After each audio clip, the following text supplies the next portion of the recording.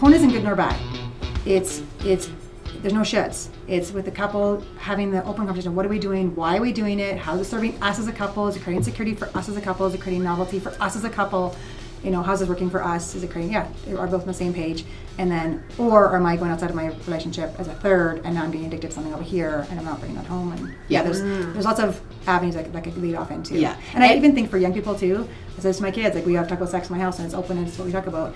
And I just said to my kids, you know, you're going to see it. They have phones, and it's, you know, back in my day it was a magazine. You had to go to the store and buy it, right? Now there's phones. So I'm like, again, you're going to see it. However, I want you to know what real intimacy, erotica with a human person looks like first before you think that's what it looks like, because that's made up. That's a movie. That real life looks different, smells different, is messier. So I'd rather you do real life first before you look at porn. That's just what I said to my kids. Right. Welcome to the Relationship Psychologist Podcast. Tune in every Thursday to learn with us as we interview experts. And laugh with us as we banter about friendship. And take action by implementing the tools and advice we provide to you each week to level up your personal relationships. I'm Dana Mullen. And I'm Alicia Hinger. We are soul sisters, besties, and psychologists on a mission to change the culture of relationships. Your journey to becoming more supported and connected starts right now. Hello, everybody. Welcome to the Authentically Ashlyn Podcast. Today, I'm sitting down with not just one, but both members of the Relationship Psychologist Podcast, Alicia and Dana. Hello, ladies. Welcome to the show. Hello, hello. Hello. Okay, before we get started, I have to tell you guys, I'm a fan. So I'm fangirling. I'm a fan of you guys both. I'm a fan of the content you create. I'm a fan of the podcast. And I want to tell my audience the same kind of snippet that you guys give on your podcast to remind them that this space, it's not a professional space. It's not therapy, nor should it be considered therapy. Exactly. So everyone listening, please know this is not therapy, nor should it be a substitution for therapy. If you need one-on-one therapy, these are your girls. Yeah. Exactly. So today we're going to do like a question and answer Q&A, all things relationships from my audience. And they are hot and horny about this, you guys. They're like literally, or not horny. We'll find out. But they were excited with questions. So we had over 100 questions submitted. We're going to narrow those down to probably like, we'll see how it goes, 10 to 15 questions. But before I do that, I want you guys to both have the opportunity to introduce yourself a little bit. Tell us a bit about who you are and maybe what made you passionate about exploring the field of psychology, specifically in terms of relationships. So who wants to start? Who's going to give me the dirt first? I'll go first. Okay. Yeah. So I'm Dana. Obviously, I'm a psychologist. And really, I say that I've been a therapist since I was 3. So I'm an only child, and I would navigate my parents' relationship. So if they were in conflict, I would stand in between them, and I would get them to repair. And I've been curious about relationships my whole life. Like I would go into my friends' houses and I would watch their families and I would be curious, why does this family feel like this? Why do they do this? So this has been something I've known since I was really young, that this is what I was going to do. Cool. Yeah. For you, I'm already tangenting. Yeah. What is the most prominent or important relationship in your life right now that you are currently focused on? Oh, that's a good question. It would be it's a balance of me and my marital relationship. Okay. But I feel like those two are always in flux, where there's a lot of self-focus of what am I bringing to my life and to my relationship, but also how are we staying strong? That's always my number one. Okay. Like always. Like maybe it's the relationship with Alicia, because you guys seem to have a pretty good one. We're just in sync with each other, so we don't have to work too much on it. Yeah. We talk like multiple times a day. So that's awesome. Yeah. I listen to your podcast, and sometimes I'm like, are they in a relationship? Kind of. Right. Yeah. They have banter. It's happened in times where we've gone for training and people thought we were in a lesbian relationship. And they give us like the honeymoon suite. They're like, oh, you're too cute. We upgraded you. We're like, thank you. You're like, fuck yeah. We'll kiss if you want. Sure. So Alicia has been on the podcast before, so that was what actually prompted me to be like, I need these guys back, because Alicia had the #1 trending episode of the first year of the podcast in terms of all the people I interviewed. So people were excited about the topic, so we're bringing it back. So give us a rundown, if people didn't listen to that episode. Who are you? Why psychology? Why relationships? So same as Dana, I could just ditto everything she just said. That's kind of the joke. Fun fact, our moms are both identical twins. Maybe that's something to do with our history, I don't know. But yeah, I could say I've been a therapist since I was about 2. I was like, in between my parents, just the family dynamics. It's kind of who I was. It's how I was raised. I was raised in that kind of environment. So curious about relationships. I went into, we can dive into like had some interesting early like boyfriend relationships. This is another topic, but I think that was my first intro to be like, oh, I'm curious about how people function and why they do what they do and think the way they think. And so I think that was my first, like, I'd rather work with them rather than date them. And so I moved into psychology. Good choice. Good choice. Yeah, we both mutually have had long-term relationships our whole life since grade 7. Like very similar. So you guys are daters. You're not single. Oh, yeah. You're not singletons. No. We're relationship people for sure. You know, like good women don't stay single long, so maybe that's why. Oh. You're like, I have a lot to offer, so fuck, as soon as one goes, each one comes. We wanted to save them. Like, we wanted to. It's true. We did. We found people that we were like, oh, I want to do something with this. I want to help them. At the beginning, it was we wanted to help them. Well, now you can get paid for it instead of traumatized by it, so that's way better. Yeah. Right. Or just switch at some point in like high school of like, this could be a job. Yeah. This could be maybe we should do this for a job. Well, therapists since 2 and 3, you guys got some experience under your belts. For sure. Yeah. Okay, so I'm excited to be the voice of the people. Usually Deja's the voice of the people. She's bringing all the questions to me, but today I get to be that person. So there's like no anxiety here because all my questions are laid out from the Authentically Ashlyn audience. So thank you guys, whoever submitted questions. It's exciting. So how this is going to work, I'll propose the question from the audience to one of you. Okay. You can choose to answer the question or pass it. Okay. Or you can add to the answer that the other person said. Okay? All right, so I'm like, where should I start? There's so many. Maybe we shouldn't start like too hot out the gate. Let's calm down on the sex talk. Okay, I'm starting with parenting. It's soft, it's easy. Okay. How do my partner and I get alignment with our parenting styles? I am a gentle parent, he's more old school, and we both express we don't like each other's style, but we haven't found what works for us both. What's old school? Like, I'm a child of the 70s. Like, maybe like spanking. Was like spanking and spoons. Yeah, I'm guessing that when she's like, I'm gentle, he's old school. He likes to hit them with spoons. Well, I would probably bring in humor and be like, so let's start with today and what we know now that we didn't know in the 70s. Let's read some stuff. There's some really good research.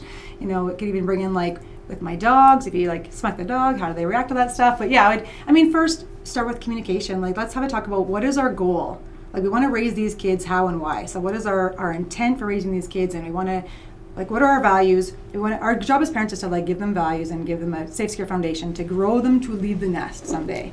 And so we want to raise them with that intent and that, foundation how. And then we can, and I appreciate that that's how you were raised, and I appreciate that that's your intent and maybe your thoughts, but maybe we can expand our visions. And there's lots of, like I said, books and research and podcasts, and we have obviously authors we like that we always refer back to with parenting books, like Dan Siegel's book, of course, is the go-to. Yeah. And then, Gordon Neufeld books or Gabor Mate books or any of that kind of research is a good foundation to go back to say we know something's different. So having some data behind your choice, not just I feel we should parent this way, but actually this is what the data shows, so maybe I can leverage you to think a certain way. Yeah, and the thing that I would add too is like explore each other's histories, because often people want to parent the way they were parented or they want to do opposite. I don't want to be like my parents. So where is the why in that? Like, why do you want to parent this way? And just be curious with each other and validate each other and see into each other. And then, if you're still really disaligned, seeing a therapist is not a bad idea to help navigate, is this a deal breaker? Like, are you to the point where it's like scary to me and we're really on different pages? And get informed. Whole Brain Child, Daniel Siegel's book, is my favorite go-to because it's very psychobiologically based. So it's science-based. It'll give you good information in what we know now about the brain and the development of a child. Yeah. Okay, so the person who asked this question, go check out that book and then have a good communicative sit down with your partner. Yes. Amazing. Yeah. Okay, next one. I'm coming to you. Oh, yeah. Okay, we're going to a different topic. Miscellaneous. Okay. Miscellaneous. Ooh, wow. This one's hot. Here we go. Better have a drink of coffee. I'm like, I think I'm sweating through my shirt reading this. Thirsty. Okay, here it is. Our relationship is open, but more to me than my husband. Oh, wow. I enjoy sleeping with other guys, and MFM, which I looked up, means male, female, male. So 2 men and 1 female. So she enjoys 2 male, 1 female, and sleeping with other men. My husband knows he can explore other women, but he's more interested in me, and he just gets excited with what I'm doing. Is there something wrong with me for enjoying this open relationship more than him? Shouldn't I just want my husband? That's a loaded question. I know. I was like, I am sweating. That's a lot. Well, here. I don't like shoulds. Yes. I mean, should is a shitty way to live life. So I would first off say for a couple that wants to open their relationship, they have to be on the same page. So they have to have a shared vision of why they're doing what they're doing. So I want to open this up, and this would be good for our relationship because why? Yeah. So it has to be informed of we have a shared vision and why are we doing this? And there has to be very, very clear agreements on what we are actually doing. So there's rules of this is how we're going to do it. This is how long it's going to be. This is what we're going to say. This is what we're going to do. Very, very specific and written out agreements, not just spoken, written and signed, and it should be reevaluated. Yeah. I always tell couples like on a weekly or bi-weekly basis because jealousy is going to pop in and the brain loves novelty. So you're going to keep wanting more and more extravagant things, and also the arousal template wants more and more every time. So you have to be really on the same page with each other. Soon it's going to be MFMMM. Robbie's like, what's your Google history after this podcast? Right? Yeah, I don't think there's anything wrong with somebody, though. I think it's just opening up that communication of we have to be on the same page. And a lot of couples just are not. One couple, and they have to both honestly be on the same page. Not doing it because I'm doing it for my partner. I actually want to do this for our relationship, not because I'm trying to save you or keep you. I'm doing this because I actually want to, not because I'm being And she's coerced. like, he's excited about it. But like, maybe one day he won't be. I don't know. Yeah. Well, and that's where you have to check in, right? Because anybody who's in polyamorous or open relationships, it's very normal to feel jealousy. For sure. It's part of it. So you have to expect that and go, how are we going to deal with jealousy or hurt feelings? Yeah. How are we going to repair after and take care of our relationship? Because anything outside of your relationship is a third. So you have to manage that third, those extra male, female, male, whatever, however many people there are. Yeah. That's outside of your relationship. So you just have to manage it together. And to piggyback on that too, like the foundation to start with is secure. You have to have a secure to open your relationship up or to be polyamorous, and it can work. But if you're not in a secure, functioning, really mature, good communication, really clear agreements relationship in the first place, it's probably not going to work. So you need to start with a really secure foundation.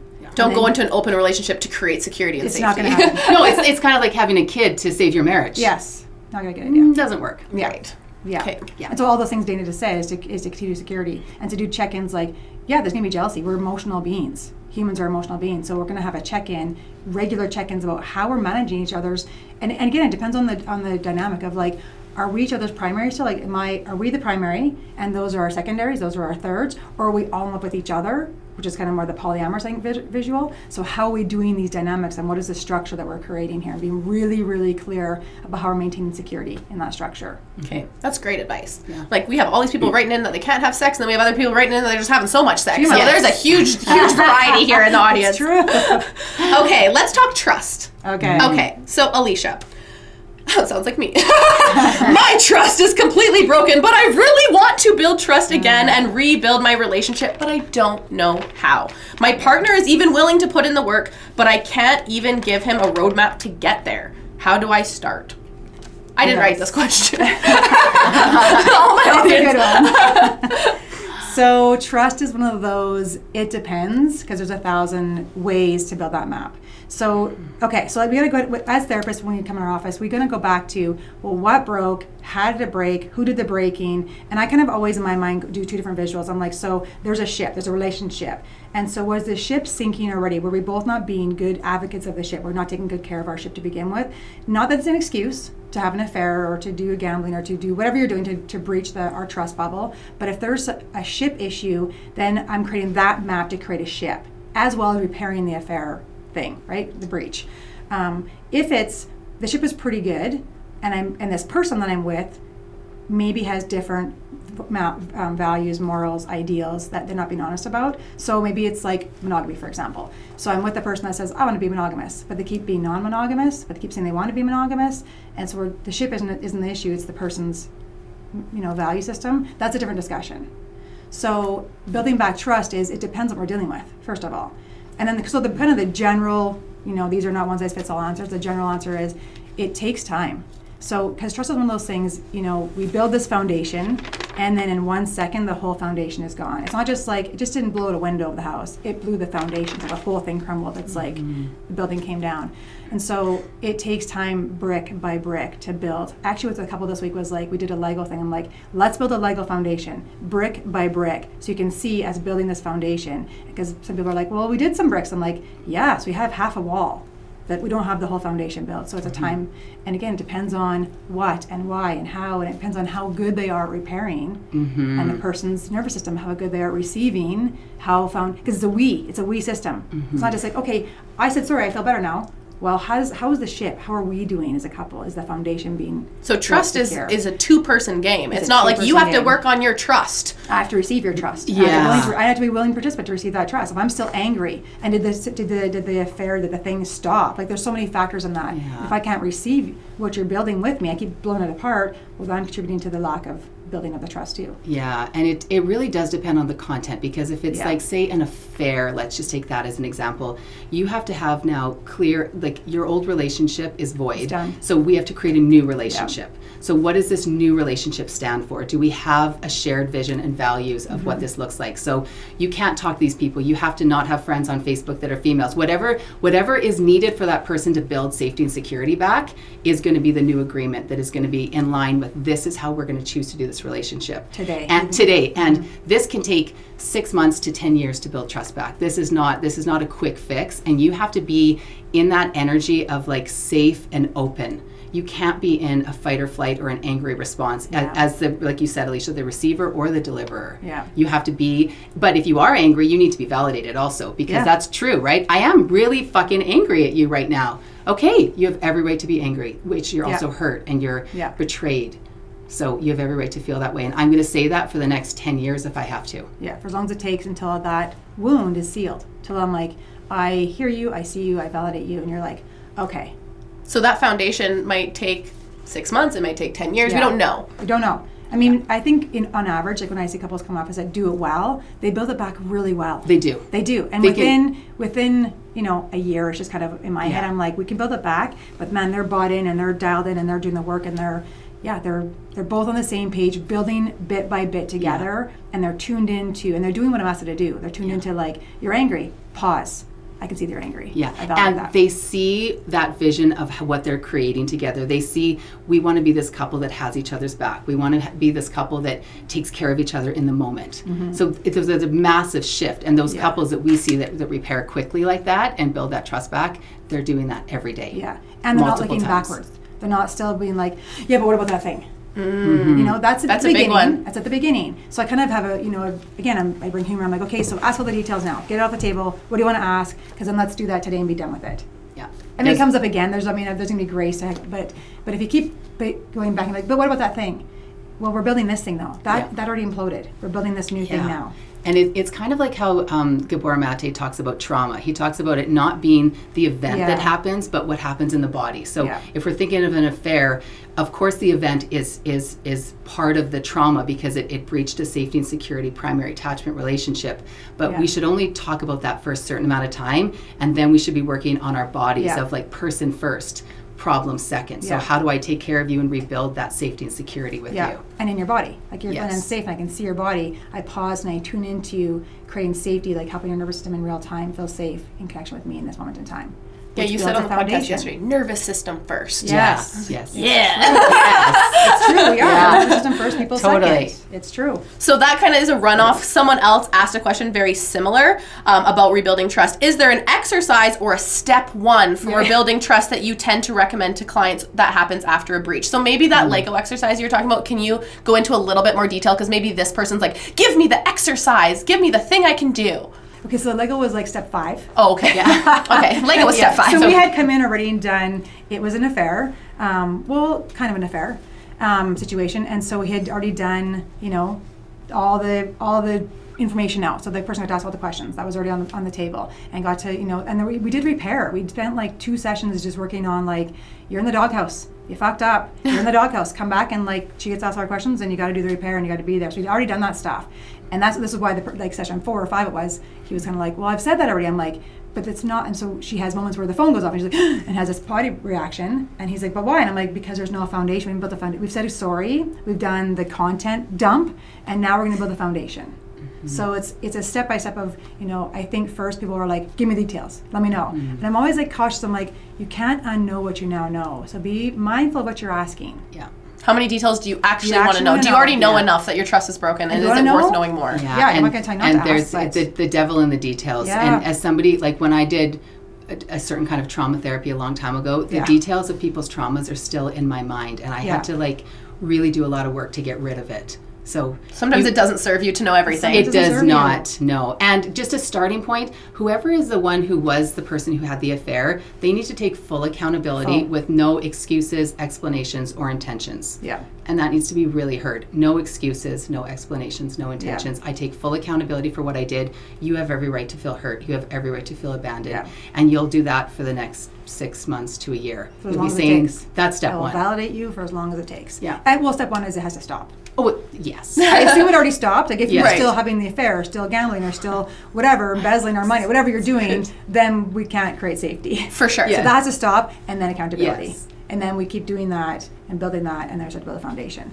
So for those looking to build trust, build the foundation. Start from scratch. Your old relationship is gone. You are starting over with the knowledge you have. Yeah. Yes. But don't carry it forward too much. Yeah. Okay. I really think that those topics are ones you might want to seek help for. They're pretty big to do on your own, and there's so much emotion. And so when you're in distress, you're not thinking logically. You need a third person in the room to be like, hang on, validate her. Did you see what happened? Validate him. Did you see his face? Like to pause and realize, because it's so fast. Your body language is so fast. And we can pause and be like, okay, I'm seeing what's happening. Stop talking for a sec. Let's just...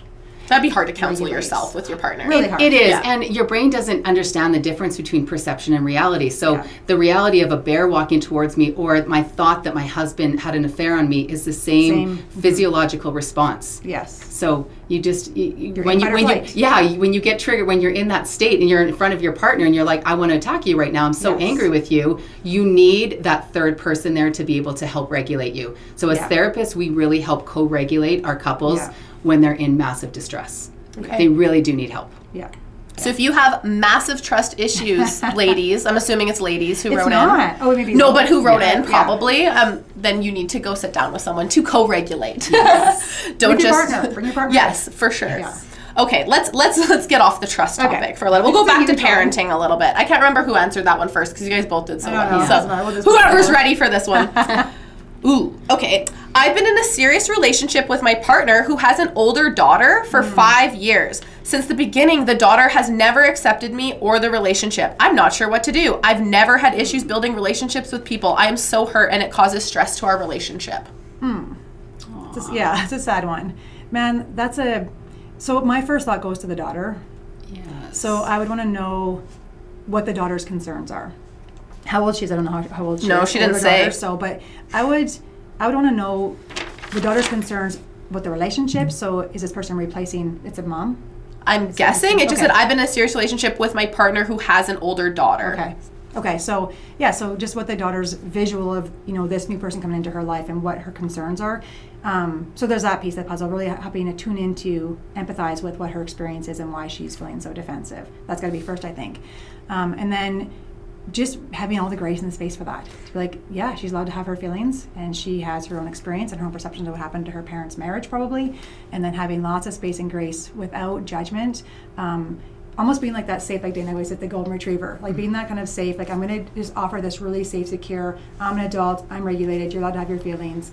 Safe. Eventually it's attractive. Eventually retrievers are cute for a reason. We want them to come towards us because they offer that wagging tail, like their eyes look soft and cute. So I'm offering that safe space. And then of course there's things like, I'm going to show up with their games. I'm going to show up with things that interest them. I'm going to watch them do the things that were there lighting up. I'm going to show my face like I'm interested in your life. I'm interested in you. And there's so many layers to that question, right? Yeah, and I'll add a few things. One, the couple, so the wife and the husband who are in this relationship, they need to have their own really safe and secure kind of agreements also of how do we take care of this third that is this daughter, right? That is now she's co-parenting this. So this child, they have to make sure that they have each other's back, and help me understand, how do I best support her? How do I, like Alicia was saying, you have to stay in that safe and social kind of space in your nervous system of, I'm going to be this safe base for her, and she's going to, almost like a foster child. Or if you rescue a dog, I like to use those examples. You rescue an animal that you have no idea where they come from,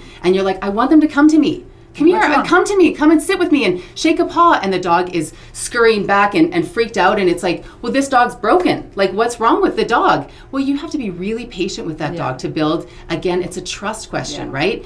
Build trust with that dog. That's going to take a long time to get there. But you have to be really patient and see into the dog and go, this dog is traumatized a little bit. This dog doesn't trust me. This dog doesn't know my intentions. Yeah. And so I'm the adult.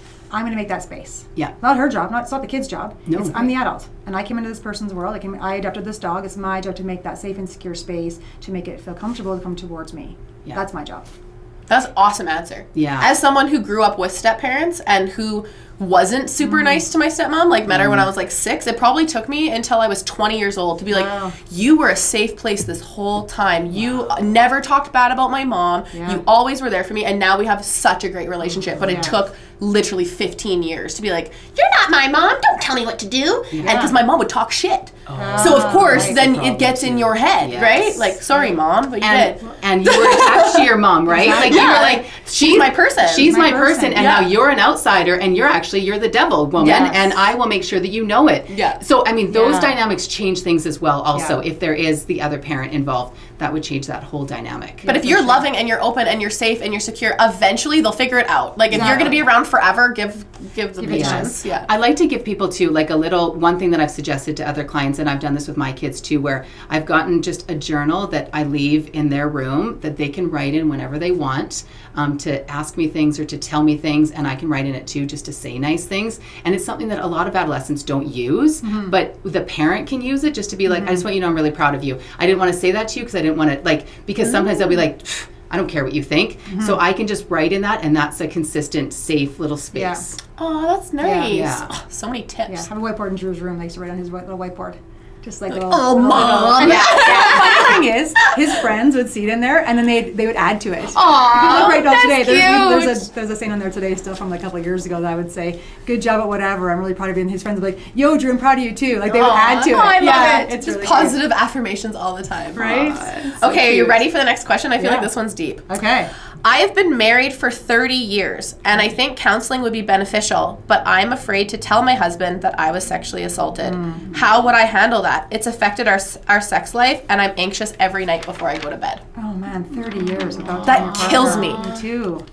Yeah. That is so sad. Well, my first. I'm like, sorry, that was deep. But I had to ask for her. No, it's an important question for sure, because it's a complex answer. But I would want to know from her, like, why do you not feel safe to tell your husband that really important information about yourself? Like, what's in the way of telling your partner that? So that might be the thing you go into is what's withholding that safe, secure system for you. Yeah, for sure. Yeah, because I mean, this trauma is in your body, and so if you have a history of some type of inappropriate sexual, encounter, that's still inside of you, and so that's going to affect possibly your intimacy with your partner for a long time. Like, that's a long time of holding that in. Long time. Yeah, we're gonna do a whole podcast on this. Unless it happened while they were married, like I don't know, right? Like we've been married for 30 years. He doesn't know I was sexually assaulted. Maybe she was sexually assaulted while they were together. I'm just brainstorming. Could be, yeah. Right? Because 30 years is a long time. I don't know how old this person is because everything's anonymous. But I'm like, I have so many questions. Yes, yeah, for sure. And if it was, I mean, I would say, if it feels like it's hard to say that would be another time to go into therapy to say, you know what, there's something that I need somebody else there to just be another safe place, because I want to tell you something that is so hard for me to tell you, and it breaks my heart, and I feel like I've been dishonest for 30 years and I've been withholding something, but it's because I'm ashamed of it, or I feel guilty, or I feel bad, or I mean, who knows what. I'm scared. And he might be like, oh my God, it's not me. Like, thank God. I thought you hated having sex with me. It might be a relief. And so what you do in therapy, we provide the safe space. We actually hold the secure, scaffolding for them, so that they can have a space to have their dialogue, and we hold a secure space. But just to answer that too a little bit, it's not a one-time discussion. So you might come to our office and have that discussion, but like Dana said, it's in the body. So now that it's on the table, it's on the table for discussion for as long as it takes. And you might be like, I dealt with that, now we're good. And all of a sudden 10 years later, you have a moment or you have a baby or something happens and you're like, my body's having a reaction again to that thing. So it's an ongoing discussion because it's in your body. And for as long as it takes for your body to open up those doors and heal, literally heal, which can be a long time, can be forever. That's the discussion that's happened. Well, I hope this person gets healing, because that question, I was like, oh my gosh, I have to ask that one, but it just made me feel gutted. Don't talk to me about that one. We're going to do a whole podcast on just that topic. It's a super personal It one, is. so, Yeah, it's a big one. So we'll start talking about sex a little bit. Okay. I do want to tell my audience that we had, oh my God, so many people. So I'm not going to ask all of these, but so many people that came forth basically saying, I have young kids, we don't have sex. How many times bad word, but yes, they said it. How many times should I be having sex with my husband? My husband wants sex and I don't. Hey, me and all my friends, we're just like, don't have any sex drive. What's going on? Is this normal? So obviously, I don't want to say it's normal, but it's common because so many people wrote in asking that question. So with that being said, I'll kind of summarize some of the questions. People said, like, what's the typical amount of times married couples are having sex? And 6 times a day. Like 6 to 12. Yeah, 12, maybe 12 times a day. Yeah. like, is there an answer for that question? First off, there's She's just like, oh my God. Yes. How many times do you have sex a day? Like 0 to 1. Right? But like, I'm living on a weekly basis. Like, sometimes I'll have sex. I talk about this on the podcast. Like 3 times in a week, and I'm like, home run. I'm the best. Like, I have 2 kids. Are you fucking kidding me? And I can bang 3 times a week. That's amazing. And then sometimes it'll be 2 weeks, and I'm like, we haven't had sex. Yes. Yeah. I would say that, in a fairly secure, in a good relation, that would be a really nice normal. Okay. That would One of be. my farmer couples, they're so cute. They had this question. I was like, there's no normal. He's like, yes, there is. 3 times a cycle. I'm like, you're such a cattle farmer. Oh my God. Like, cycle as a menstrual cycle? Yes. 3 times a month? Yeah. That's probably pretty normal. That probably is pretty normal. I was laughing. I'm like, It means once a week, except for the week she's menstruating. Yeah. Makes sense to me.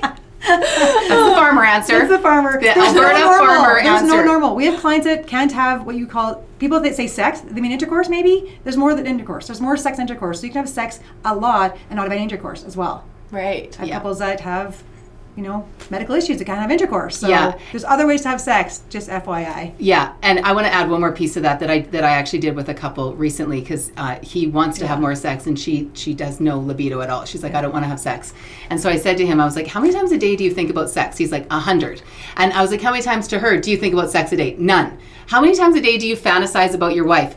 100 plus. How many times a day do you fantasize about your husband? None. I think he's really attractive and I love him, but I don't fantasize about him. Okay, well, it's really clear when you think about it that way. His mind and his energy is like, I want to have sex. I want to have sex. I want to have sex with her. And so he's like revved up all the time. And she's like, I don't want to have sex. I want to go to the gym. I want to relax in my sweats. And so if that's the energy you're putting out and that's the vision, that's what you're going to get. Yeah. So if you actually want to have more sex, you have to start to visualize and feel it in your body and be like, I want to fantasize about that person the way that I did when we started dating. When I was thinking about them, thinking, oh my gosh, I can't wait to like lay with them and hold their hand and like touch them and all that exciting stuff. If you put that inside of your mind, you're creating a memory. And then they come fired up over here. Then they get home and you're like, hello. Yeah. And you're ready to go. So with that, because this is a question, what is the best tip to start firing up my sex life? Is there anything you'd recommend for someone who feels disconnected from sex and masturbation? How do I start revving up my sex drive? Okay, so let's just back up for a second. So that's a good question, but let's talk about the why. I think for couples too is having like, why are we doing this? Why do we have sex? Do we want to have sex? What's our goals of sex? What's the outcome of sex? Like just those why, because if you have a clear why, then I can give you things to rev up your sex life. But if you're like, I don't even know why I'm doing this. Like, why am I have to eat healthy again? Oh, because I want to feel good. Right, okay, I'm going to eat all the things you tell me to eat. Right, why do I have to do all your workouts? Oh, because I want to do that thing on the stage. Okay, that's right. So if you don't have a clear why, all the revving in the world's not going to help, I don't think. So get your why clear first. Yes. As a couple. Individually first maybe, and then as a couple. Get your why first. And then there's lots of fun things you can do with the revving up. And I'm supposed to be horny. I'm supposed Get rid of to that stuff. want to have There's sex. 1,000 reasons you have no libido. Like There could be a medical. I went through menopause. Let me tell you, fucking awful. Like I'm coming out of it finally, but that fucks up your libido real quick. And vaginal dryness and all the things that go along with that. So welcome to menopause. Yeah, or past Having history. A baby. Yep, a baby, any trauma that you have to your body. Yeah. There's so many different Life things changes, that can be. stress. I'm stressed at work, or I'm a mom and I got kids that love me all day long and I'm touched out at the end of the day. Yeah, it seems like that's all the women issues there's a also. lot of, yeah. Menopause, pregnancy. Yeah. Mm-hmm. Yeah. So why are we the ones not horny? Well, maybe these things. Yeah. And we're also doing multiple roles, right? I mean, in a day it might be like I'm cleaning my house, I'm cooking, I'm working, I'm taking care of my kids, Yeah. I'm taking care of myself, and then at the end you're like, I've done 7 different things, and now I'm supposed to be this intimate, And now I sexual gotta- being. Yeah. It's Right. really And I hard have to no just energy turn that left. on and off. Yeah. But if you want to, start visualizing and fantasizing about your partner. If you really want to rev it up, then Yeah. rev it up that way. But you Everyone's have to know. thinking dirty of their partner right now. They're like, Yeah. okay, Yeah, what's he look they're like like- naked? Oh yeah, that's all right. There you go. And usually, if it is the woman, it's not that hard to turn on your husband. Like it's generally overgeneralized. It's really not that hard, right? Right. I mean, you can flash You them. and me. Oh, it is really hard. Yeah, there you go. Just kidding. Just kidding. Yeah. I mean, but be playful. I think that Yeah. in this realm, if there isn't a lot of like trauma history that you have to deal with, Yeah. get Or back to medical being stuff, or yeah. medical stuff. Yeah, but be playful. Yeah. Figure out a way to get. And think about what fills up your libido cup or whatever, like your erotic cup or your ecstasy cup. And just in general, think about like what would fill up, what would put energy in that cup, what takes it out. We know we talked about things that take it out, all the kids, all the jobs, all the stuff, all the things we do in life. But what puts it back in? Maybe you're like, geez, if you would just back the kids, I would put some energy back in my cup. Okay, like just what else would put the energy back in your cup so you have energy to be able engage. to, yeah. And one more thing, this has nothing to do with what you just said, but the other difference is that overgeneralizing, men typically talk to their parts. So they talk Right? to their penis. They think They're about like, their parts all my day long." penis is Really? amazing. I love him. No, they really do like their penis. Oh, and for They women, walk around with their hands in their pants, Yeah, that's true. right? yeah, little boys, they Yeah. play with themselves. Girls don't as much have that relationship. I'm overgeneralizing. Some girls do, and Yeah. that's a really healthy relationship with their body. But generally speaking, women look at their body as different. They don't talk to it the same way. Yes. So if you start to talk to your body and you have a relationship with your breasts and with your pussy, that's the way I'm going to say it because Right? you said it. So I'm like, what's she gonna call it? I mean, know. is she gonna call it cooter, pussy? There's so many names she could say right your now. Yoni Yeah. space. Vagina. Okay, so backstory. I'm working with a sexologist right now, and she's amazing, and she's getting me to like. So you want to do a fun assignment? Here's one of my assignments I'm doing with her, and where she's teaching me how to do all the things, to teach with my clients. But anyways, write a love letter to your pussy, Oh wow. and have your pussy respond. Like, hey man, I haven't seen you in a long time. Let me get out of the mirror and talk to you and look at you. And I'm like, you birthed my babies and you helped me create a baby and like whatever. Or I just even don't know who you are or what you look like. And write a letter to that. And then actually just sit with a pen and write a letter back from your pussy to yourself. Wow. It will be mind blowing. What connection? It's Totally. pretty fun. It's pretty fun Cool. assignment. Yeah. Yes. You could start if that seems like too much. You could start with just like something simpler like your thighs. Right. Or your earlobes, or I don't know, whatever else feels like an erogenous zone, or if you want to go really just GP, start with like your nose. Right. You Hello, let nose. me Thank you smell for stuff smelling and so know well. what- Exactly. You're pretty awesome. But Yeah, good sniffer. Right? But the idea of like building a relationship with yourself. Because I I like think you that. said the generalization is like men are kind of okay with it. Women are kind of like, I don't know. Like we're raising daughters. Even I say this to my daughter, I'm like, know your body. She's like, ew. I'm like, not ew. Beautiful. Amazing. Like get to know your body and love it and all the parts of it. And 15 different orgasms, FYI. Women have 15 different types of orgasms. Excuse me? 15 different Me types. and Deja, we do 30-day challenges, and we decided yesterday that October is going to be called Orgasm October. Okay. So how many orgasms can we have in October? She's competitive, but I have way easier orgasms than her. We've had long conversations. So she's going to have to work really hard to beat me, and I won't have to work that hard to beat her. It's not our partner's issues, though. Sorry, Tyler. Sorry, Deja. So 12 times a day. Yeah. So what kind? So tell me more about that. This is off the cuff, but like, what? Right. What's the other orgasms? Because I'm like, okay, So, I think of 3. Right? I don't Yeah. know them all by heart, but I'll tell you the ones I know. Okay, so obviously there's like the G-spot we all know about. There's just a vaginal orgasm. There's an internal vaginal orgasm. There's an A and a P spot in there. So A is anterior, P is posterior, inside the vaginal wall. There's a cervix orgasm. There's an anal orgasm. There's a perineal sponge orgasm. There is a, what else is there? Clitoris. Like just clit. Clitoris orgasm, obviously, yeah. Obviously. And then That's already more than I know. How many is Yeah. that? And then you can mix It's them like together. 9, There's I some think, mixing at least. together. I just And think then- clit inside, butt. Like, So did you know? Did you know? Those are technical terms. Yeah. You're good. Yeah, right. Those are the 3 I know. And do they all feel different? They all feel different. They all orgasm different, and you have 4 different types of discharge that come out. 4 different types of orgasm fluid. So there's 2 different kinds that come out of your vagina walls, and one's clear, one's milky white, and there's 2 kinds that come out of your urethra. That's what would be the G-spot. What's the difference between the 2? So they look different. So again, I'm off the cuff here. I'll have to send you the PDF. Sorry, can I have a full interview about this? Okay, so the one that comes out of your urethra, there's 2. One is milky white, one's clear, and one will have, because it's your urethra, might be traces of urine, but it comes from your kidneys. One's a kidney fluid. Yep. And then the ones that come out of your vagina, one has pearl little white balls in it, and one's also clear but milky. Wow. Yes. So will you know by what your discharge looks like what kind of orgasm you had? Yes. Wow. Yeah. Okay, so what's correlated with what? So if it's milky, does that mean you were inside? So that'd be a vagina orgasm. Right. Okay. If it's pearly, it's an internal vagina orgasm. And if it's like clear, you had a urethral orgasm. Makes sense. Right? And those bulbs, like your clitoris bulbs, which is squirting. So squirting is the urethra orgasm. Oh, Yeah. urethra, really? Yeah. And it can squirt, my girl told me it can squirt like across the room. Like it's that much fluid that comes out. But We it's had not that on the pee. podcast It's about not pee. squirting. Deja was like, I have a friend who can squirt, and I'm just so proud of her. It's kidney fluid. That's so I'm told it's kidney fluid. Wow. Yes. Okay. That was a tangent, but that was very informative. Yes, we're going to have her on our podcast and talk about all the things, but there's just so much. Yes. So part of like creating, how to get back in get curious. Yeah. Stop having intercourse for a hot second and try different orgasms with your partner. Yes. Like get curious. Pretty fun stuff. So you're having sex, but maybe we're not having intercourse anymore. Yes. We're trying some different stuff. Yeah, and Kind of also fun. there is, if you want to go back to like more of a PDF version, kind of something, Sensate Focus is Yes. a good way to kind of start PG for Okay. for people who are like, this sounds like a lot, like Yeah. 15 orgasms, I'm not having any, and this is scary, and Yeah. calling my thing a pussy, and like my letters God. feels a little overwhelming. Okay. Sensate Focus, if you Google it, it was actually made for erectile dysfunction, but it's Johnson a, and Johnson is the Johnson and not Johnson. Masters and Johnson. Sorry, thank you. That's something totally different. That's a vaccine. Whoopsie. That's a lotion company, Yeah. isn't it? Oh, that's true. Yeah, okay. that also. Sorry. Anyways, Masters it and is. Johnson. It's just about progressive touching without having intercourse, and so every night you're doing a little bit more with your clothes on. With your clothes is taking off, you're touching more, Yeah. and it's all based on building safety and security and mapping each other's body. So it's a beautiful starting point. It is. And you can find Fuck me already. you can find those spots that- But you can. So Yes. if you do it right, Yes. you have, I think it's 4 or 6 weeks Yes. where it builds up builds. that anticipation. Most of my 4 to couples, 6 weeks. Yeah. Oh my Could you imagine God. other fun you'd have?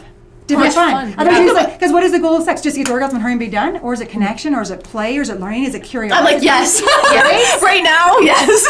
it's climax for you. You're like, let's just get it in and out. The kids are good for 15 minutes with the Welches and the jumper. We've talked about this on the podcast too.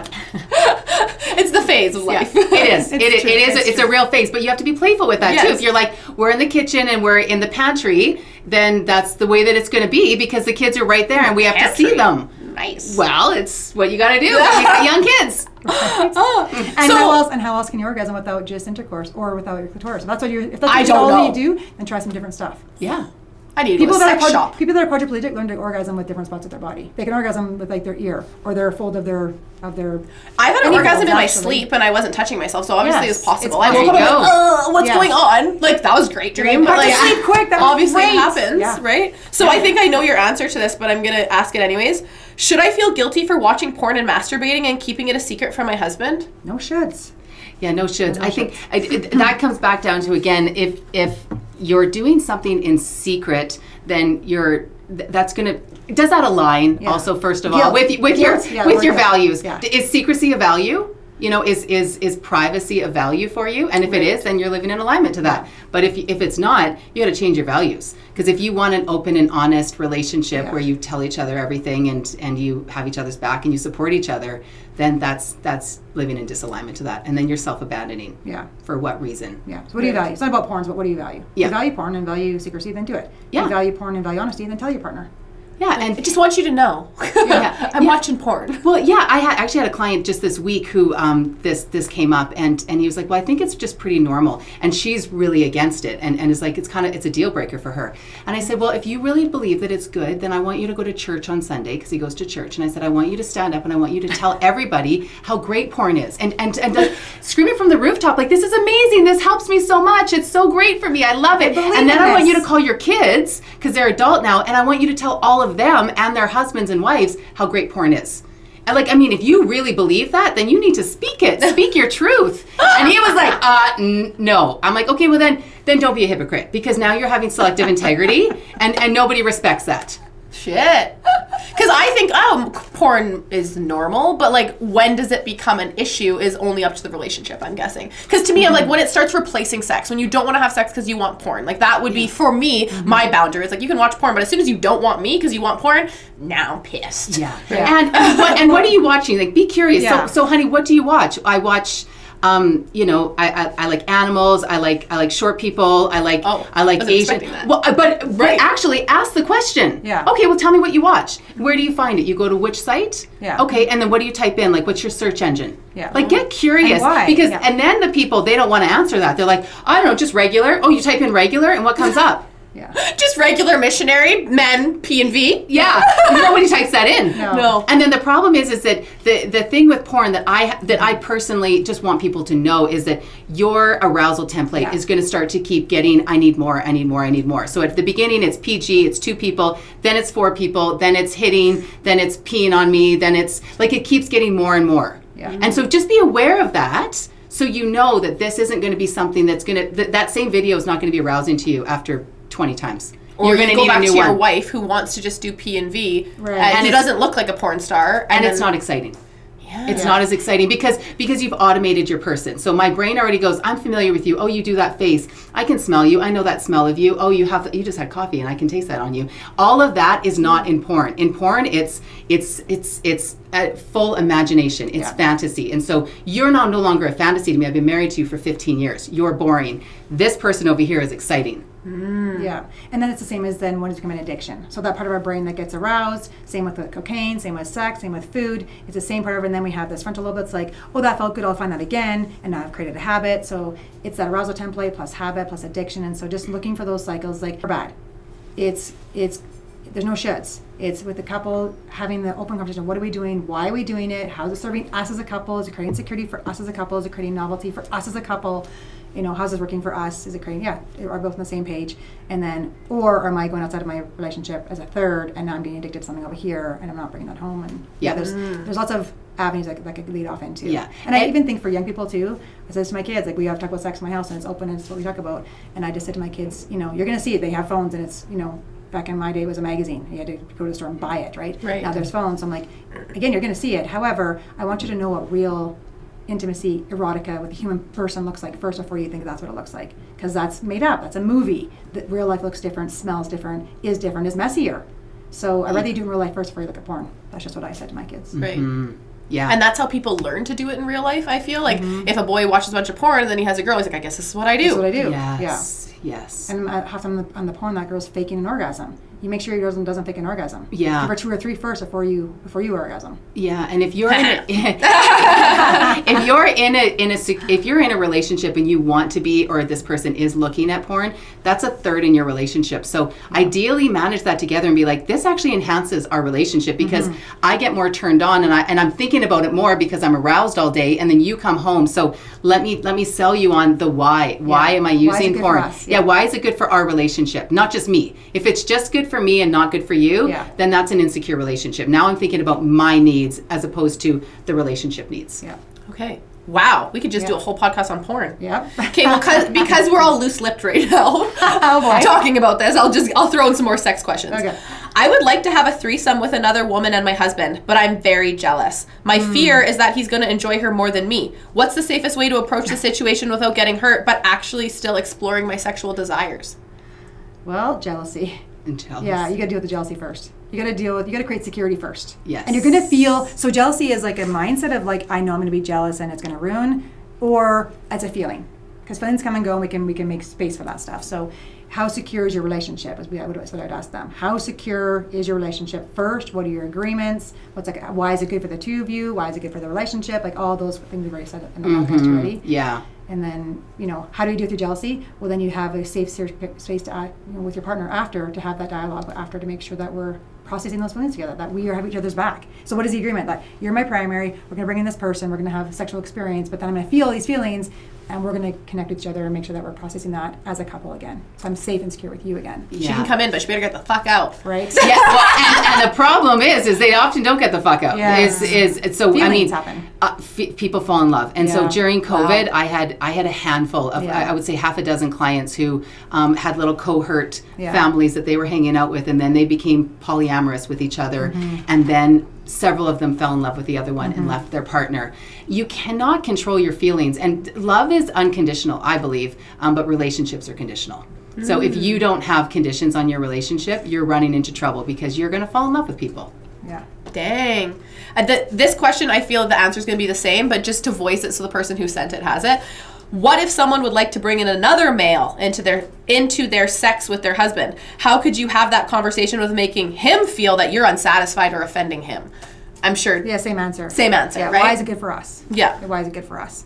Anything opening up any relationship, whether it be non-monogamy, polyamory, whatever it is, consensual, but why is it good for us? Yeah, and also valid. If you already know that about your partner, that they might feel a little insecure, like, why are you wanting this? Yeah. Some people can feel like that with sex toys too, where they're like, true. why are you bringing in a sex toy? Like, I'm not enough for you? Yeah. It's like, no. So first if I know that about my partner, I'm going to validate them first and see into them and say, I want you to know, first of all, you are enough for me and I love you, and I have an idea where I think this could really be really playful and enhance Fun our for us. Yeah. Yeah. Like for both of us. Yeah. What are your thoughts? What are your concerns? Yeah. As I'm saying that, I'm watching your body and going, oh, you just got stressed. You don't like that. Okay, I'm noticing that. Remember, 94% of communication is nonverbal. So you got to be watching. Yeah. Okay, one more sex question. Okay. This one came in this morning, so I added it. Okay. I'm a 30-year-old female virgin. I'm scared to date because of what men will think when they find out about my lack of knowledge and experience. What should I do? Watch porn. A lot of porn. No. Oh my gosh. A lot of funny things came to my mind too, where I'm like, oh my gosh, you could be. But for real, first off, good for you for not just having sex with anybody. Yeah. Well done. Have integrity. Well, High five, virtual high five. Yeah, like that's amazing. And if that was her value system, own it and stand for it and stand firm in that. Don't change who you are for somebody else. Have that conversation with whoever you're going to have it with, and just be proud of who you are, because you made a proud decision. Yeah. You made that based on something a lot deeper than just, I didn't have somebody around to have sex with. Yeah. This was a very conscious decision. Yeah, Right. Your morals are strong. And I would say, hopefully she knows her own body first. I'd be like, know your own body, so that when you do encounter somebody else, you can teach them about your body, because you're well informed about your own body, of your likes and your dislikes. And So start masturbating. Yeah, and masturbate, look, pay attention, right? All the things. Erotica. Mm-hmm. Yeah, all the things. Yeah, and I think that person also is going to be focused when they're going into a relationship on not just that sexual aspect. They're really looking for a partner in something bigger than just that, right? Yeah. So they have something really great to offer people of like, I'm really secure in who I am and what I'm really doing. And maybe I need a little bit more help in this area, but I'm open. Yeah. So if she's open and she's like, I really want to learn, I don't know if it depends if she's same sex or opposite, but I don't know of any guy who would be like, I don't think that I want to teach you that. Yeah. That feels weird. Yeah, guys would be like, fuck you. Yeah, they're like, this is exciting. Let me girls show too. I think you. anybody would. And a girl would too. A girl Absolutely. would, I think, be even more better. open. She'd be like, oh I my know. gosh, let me Yeah. tell you all about our little Yes. area. Like, Yes, this I is know some amazing. things. Yeah. I guess, okay, I wasn't going to ask this question. It wasn't highlighted, but it was the first one that came through. And it was, let me find it now. Is there a difference basically when you guys are meeting a same-sex couple versus a heterosexual couple with how they argue and how the dynamics of the relationship is? The question was essentially like, sometimes I wish I could just be a lesbian because things would be so much easier because I could communicate with a woman so much better. Is it that way, or what is that like? There's no difference. No? There's Okay. no, like, to us, I think we lightly with each other joke about this, where we're like, it matters in therapy, but it just so we know, but we don't need to know everything. We can just watch people, Yeah. and it's just people. We're all the same species to us, right? Yeah. Like, we're like monkeys. I don't care which monkey you want to have sex with or what you guys want to do, you still need to create a secure relationship with each other. So no, they all have the same problems. We all there's nothing more difficult than another human bein. So if you're with another human being, it's going to be difficult. For sure. And annoying. And you're like, that's why I like animals.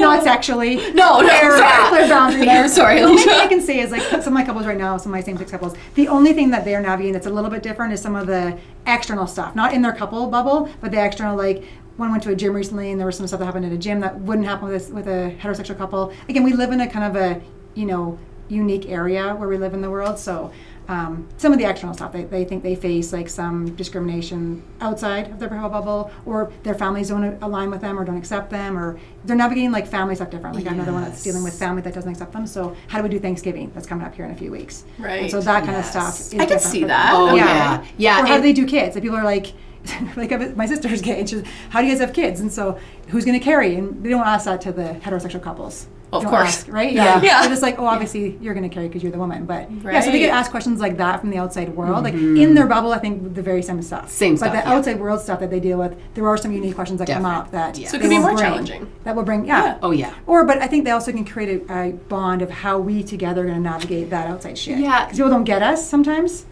And what I like, though, I think for the LGBTQ, did I say that right? Yeah. Okay, I don't know why. I'm saying yes like I know. I don't know. You don't know. You guys don't know. I hope I said that right. What I'm a little jealous of is that they have a full community. Like they have parades, they've got like support groups, and like us heterosexual, we don't have those. We don't have a heterosexual flag or like group support group. I don't mean that in a disrespectful way. I just mean like they have a community and we don't as much. I feel like it's like, we'll take care of your stuff. Like don't air your dirty laundry. And so we don't have that same support. So I find some of my gay couples really have a base of a place where they can go to get more help rather than just professional help.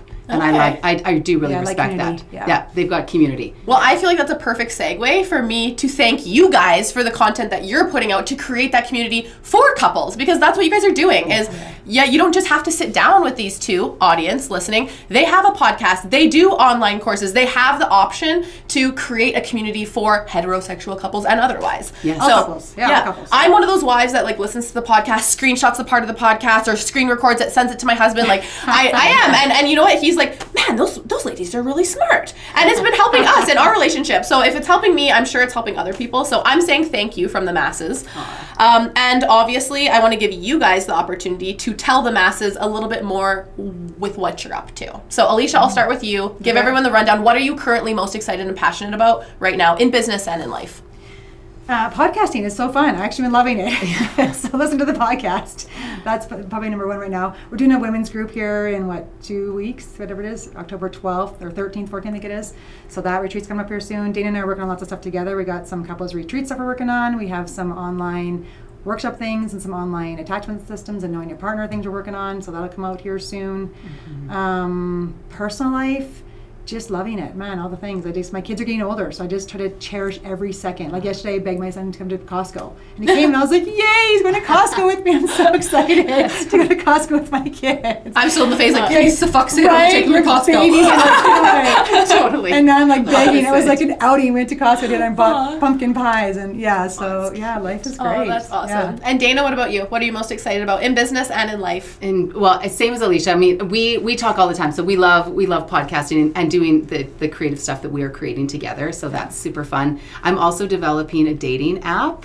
Ding, ding, ding. Yeah, which is very exciting. We've been doing it for about a year now. Who better to do it? Yeah, yes. She's in the UK, and so it's still in development stage, but my website will have links to be able to join, to be able to do some of the groundwork with us of testing things and getting users. So that will be. Well, you guys asked the question, so make sure you go and follow Dana and help her with this. Yeah, it'd be a great app. Yeah, it's screen for you. It's really an app to be able to build secure relationships. So there's a lot of education in it built into the dating component, and you can only be having conversations with one person. It's locked. So it really creates that urgency of we need to decide if we want to continue talking, or if we don't, then we can kind of let that go. But they're learning as they go. No so that professionally, emotional intelligence in dating, like what a concept. Oh, yeah. I know. It's really exciting. And then Personally, I think just enjoying life. I mean, we're phasing, lots of transitions in our family, and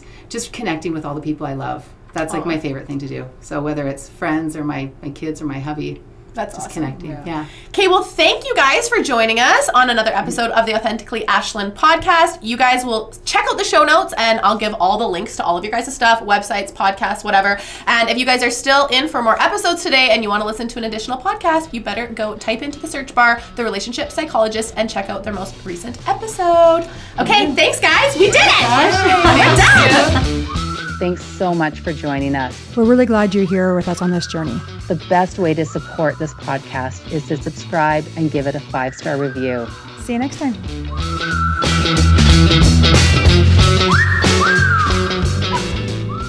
This has been a Bread Dog Studios production.